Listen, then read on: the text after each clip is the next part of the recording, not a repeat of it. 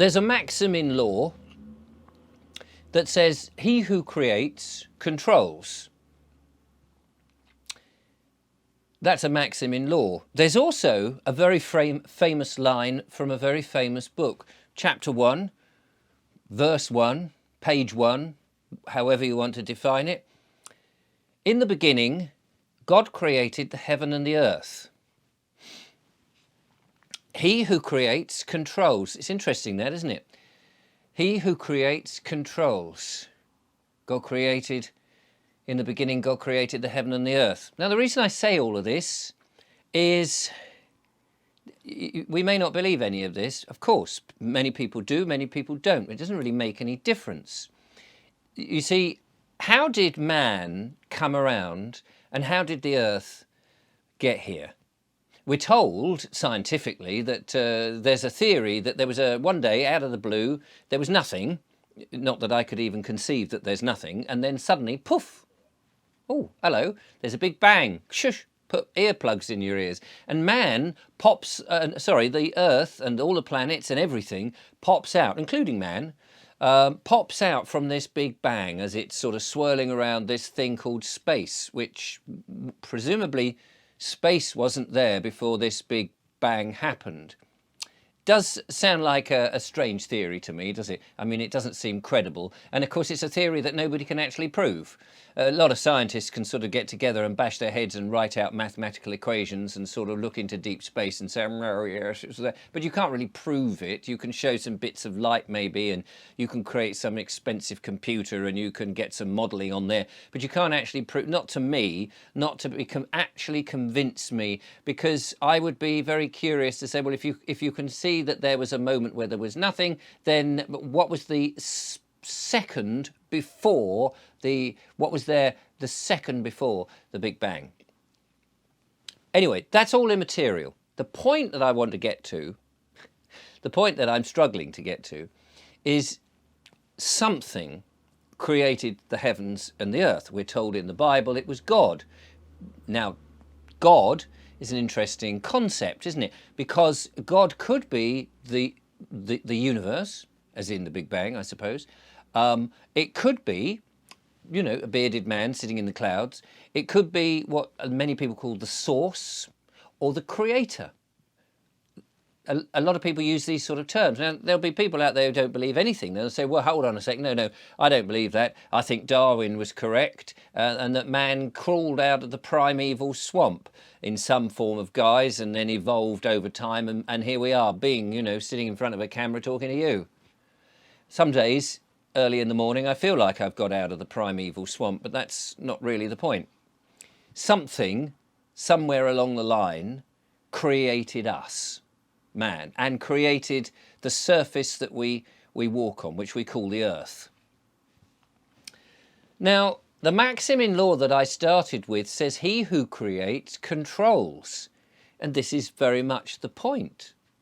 Yet, here we are in this world of legislation in which we are told the Crown Corporation, PLC, this company, this corporation owns everything. I'm told that people have sent me emails about, you know, what freehold and what that actually means, and they own the title to this, and they don't actually own the bit of land. You know, we're told that, of course, the Norman invasion happened in 1066, and William came over and started bashing everybody else. The previous king who'd marched down from a football match at Stamford Bridge was going, Chelsea, Chelsea, got an arrow in his eye. And apparently that was enough for this William chap to go, I am the conqueror, I own all of this, and to prove it, I'm going to get it on bits of paper. And so he wrote the Doomsday Book in 86, was it? Some 12 years later, and the guys had gone out and said, yes, we'll mark down everything that you own. And from there, we started to have this sort of... well, I suppose bookkeeping, wasn't it? We own this, we own this, we own this, the Crown owns this, subsequent kings and queens, and here we are with them saying, yes, we own the land. But do they? Do they really? They might own the plot on a bit of paper, but do they own the earth? You see, do they control man as well? because he who creates controls. The point I suppose I am struggling to get to is, if we are born equal, and I've said this many times, if we're born equal, then what gives anybody the authority to be above us? What gives, say, the council the authority to say, we would like the council tax, please?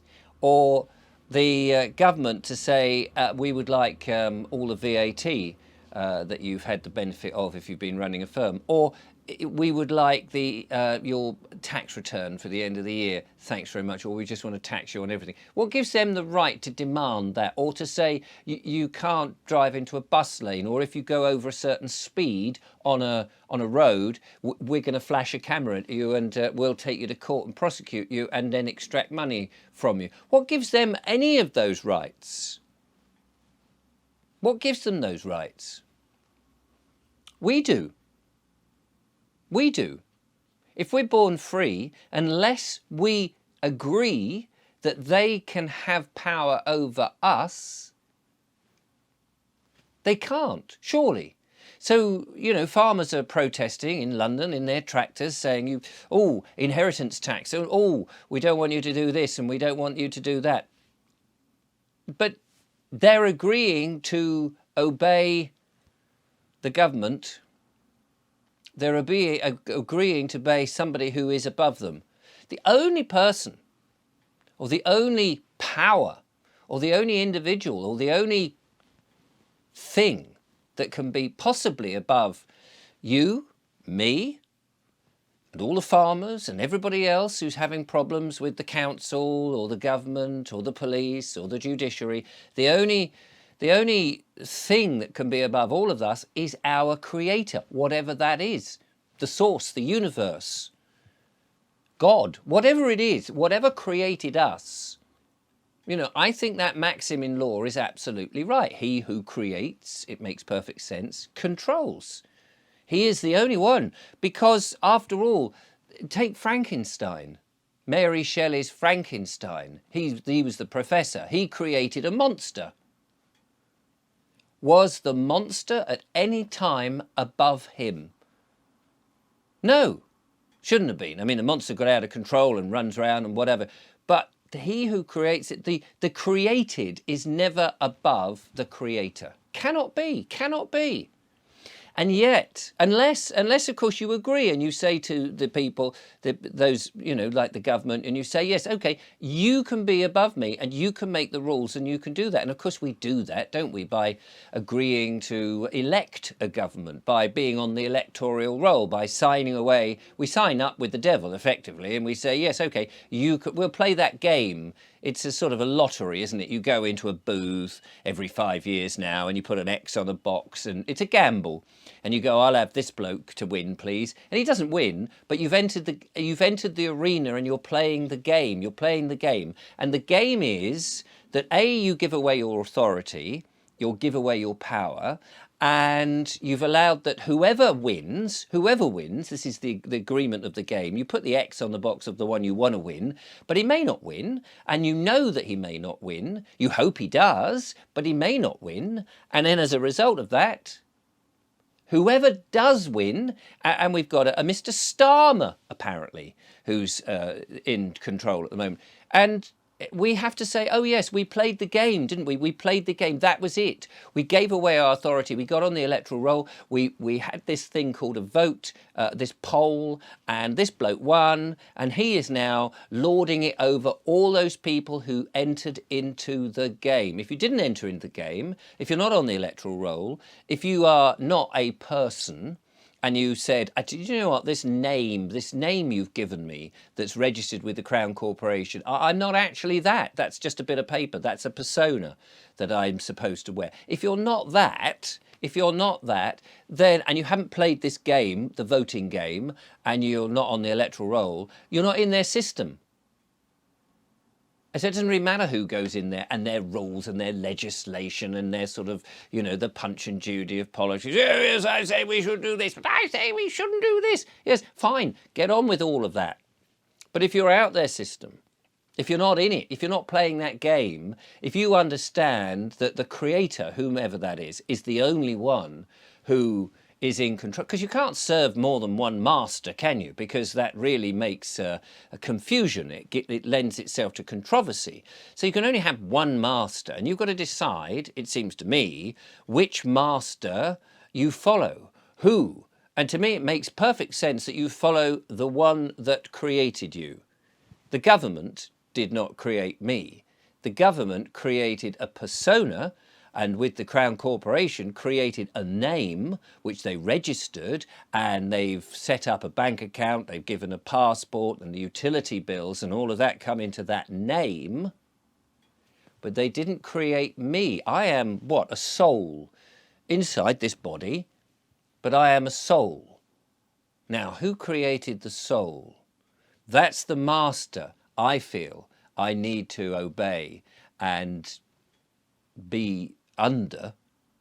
And I feel that that is a far kinder, more benevolent being, whatever it is, than this man-made, corrupt, awful, satanic, nasty, grim, self-serving, narcissistic body of people who think that they're in charge. Thanks for listening.